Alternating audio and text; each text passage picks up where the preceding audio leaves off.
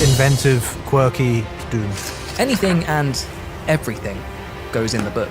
Malakai is kind of this ranged king of a character. He buffs artillery lines and he's really good at striking from a distance. Let's sit back, have a tea and a biscuit, and watch the fireworks.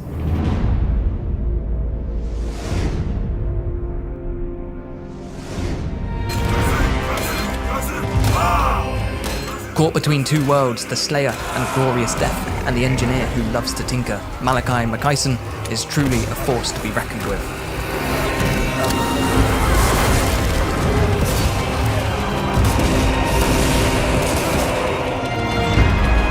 Malakai starts in control of Karakadrak in the Giant Home Mountains. With Norskans to the west and east, Rats and Kislev to the south, and a whole host of demons to the north, there's no better testing ground for a genius engineer with a death wish. But that's enough about me. There are munitions to enhance and airships to fly. Many grudges to settle, and a whole buffet of exciting adventures to sink our teeth into. We might even meet a glorious death, but for now let's deal with Dungrut and learn more about Malakai.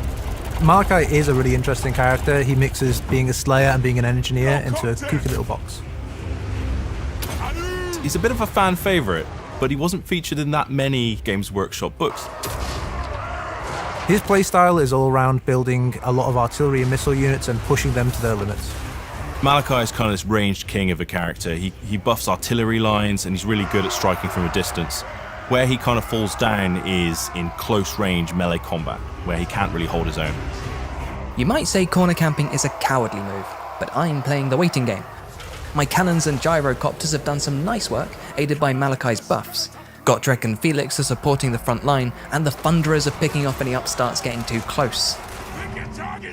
It's time for the main event. Let loose the spirit of Grungni.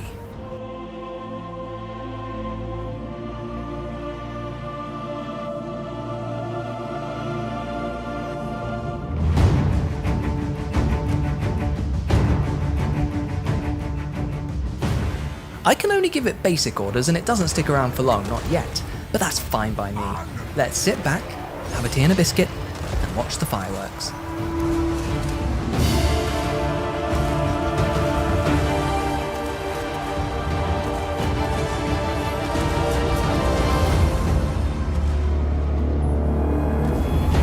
Tactical advantages abound, with the spirit of Grungni forever flying above us.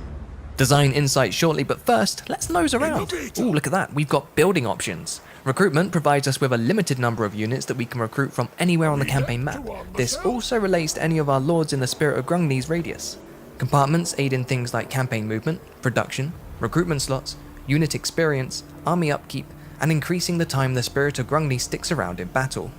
The Spirit of Grungni is tied to Malakai and gives him an immense advantage on the campaign map as well as in combat.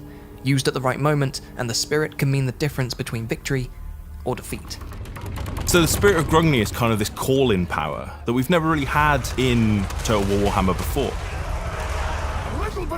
The Spirit of Grungni forgoes the weakness of the Thunder Barge, which is getting into position. The Spirit can drop in at any place and unleash hell.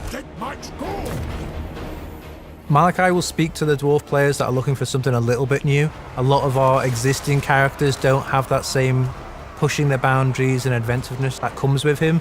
Also, these adventures are really thematic.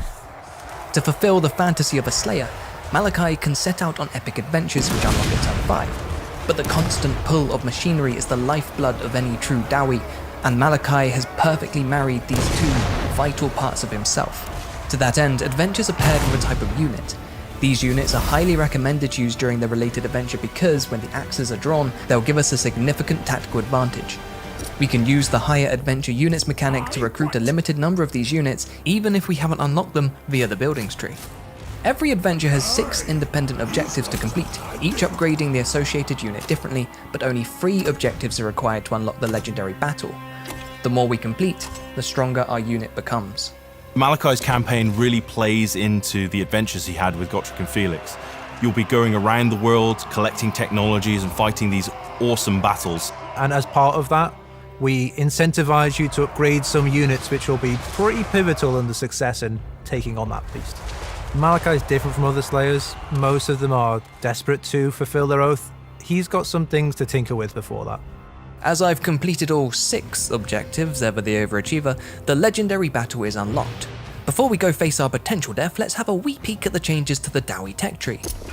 I love trees, and now we've got 2 distinctive ones, guilds and clans. As we've been playing more aggressively, I've gone full throttle into the clans tree to give us every edge when the grudges start grudging. Check out the blog to see the full changes to the dwarf factions, or stick around and watch me shoot this cannon. Oh, silly elves, you can't beat my turtle formation. They're cavalry sneakily trying to get to our cannons.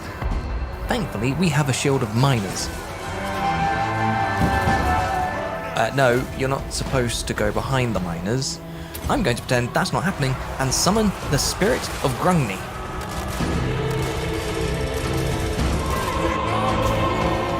Yep, I've really dropped the ball here. These horses aren't going down.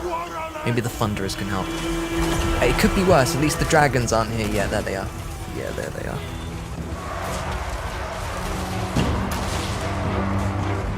You know what? This is fine. We've still got 1 cannon. We only need 1. I hope.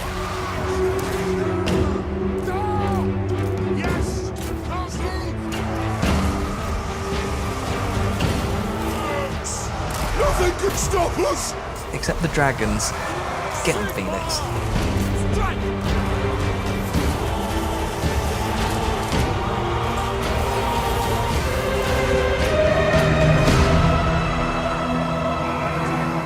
Right, well, that could have gone worse, but with the dragons dealt with, we're on the cusp of victory. 1 adventure down.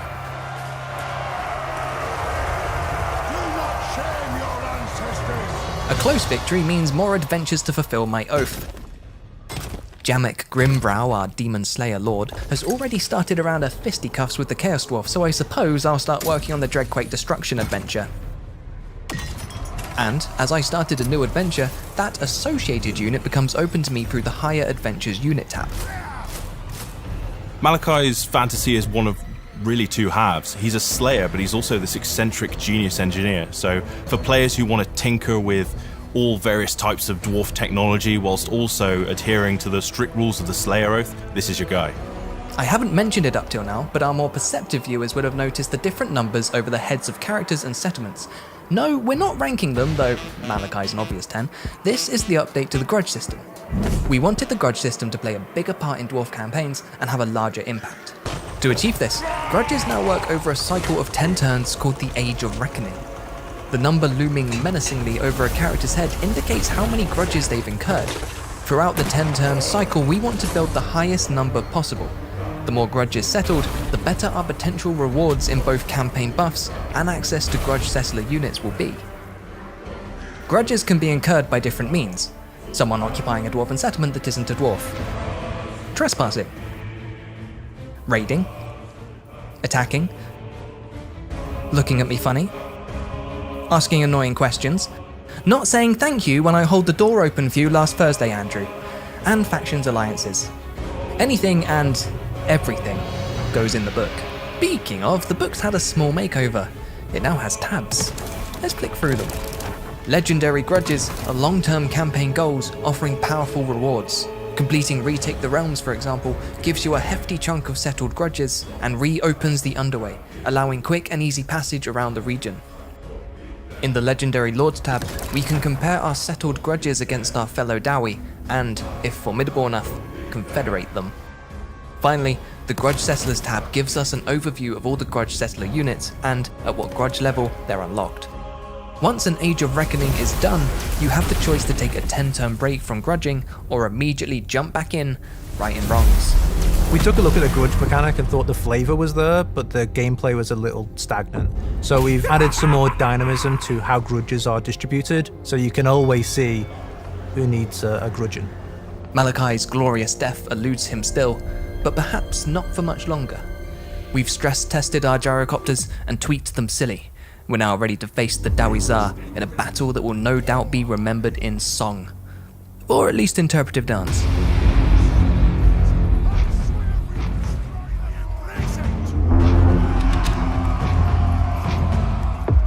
Time to prove these Hashut-worshipping fiends are no match for a true Dowie's engineering prowess. We'll close the gap and try to tease them forward with sporadic cannon fire, but the Dowie Tsar are as stubborn as their inventions are ugly, and they hold steadfast for reinforcements. The convoys arrived, so we'll head them off with our gyrocopters.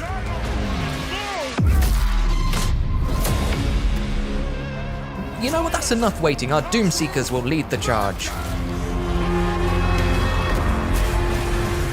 So Doomseekers are kind of like this elite Slayer unit, think aspiring champions, but on the dwarf roster. They have this ability where if you push the button, they just spin around and deal loads and loads of damage. So with their dual chain axes, they're really going to cause some havoc.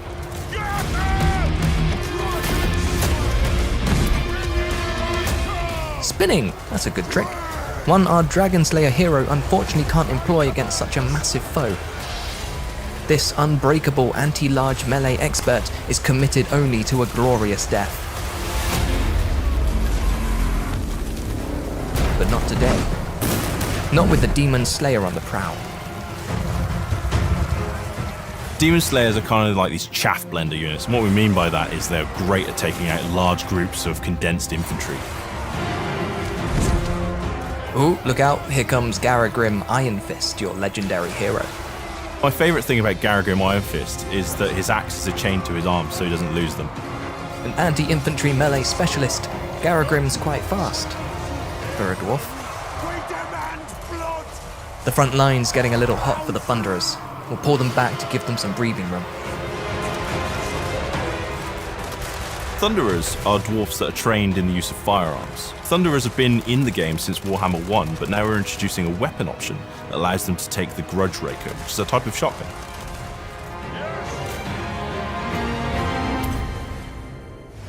Away from the bulk of the battle, our gyrocopters and the Spirit make short work of the incoming reinforcements. A good thing too, because we've just unleashed the Slayer Pirates.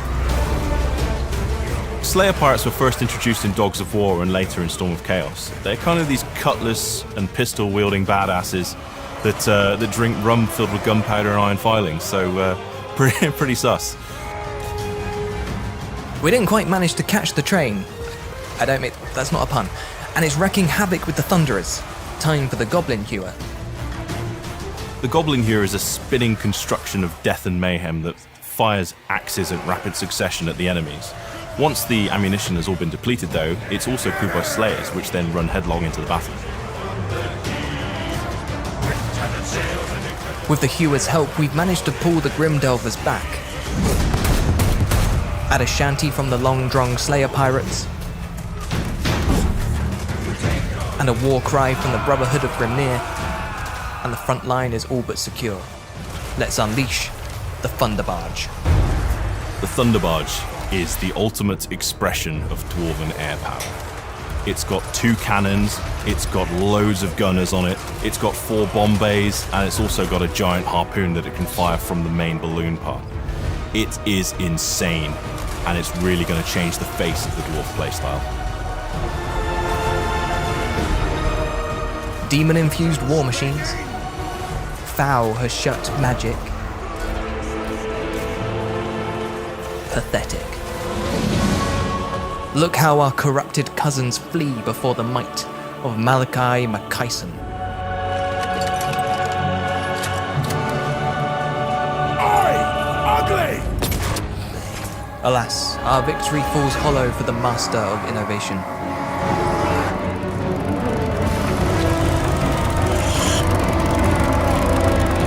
A glorious death has escaped Malakai once more, and we can only curse our exceptional talent for this grave injustice. Oh, what's this? Could it be? Was this the last of Malakai Makaisson's adventures? Has our hero met the glorious end he has so desperately sought? Or will you see just how far his inventions will take him? Thoughts? Comments? Biscuits? Share them below or follow our links to wishlist now.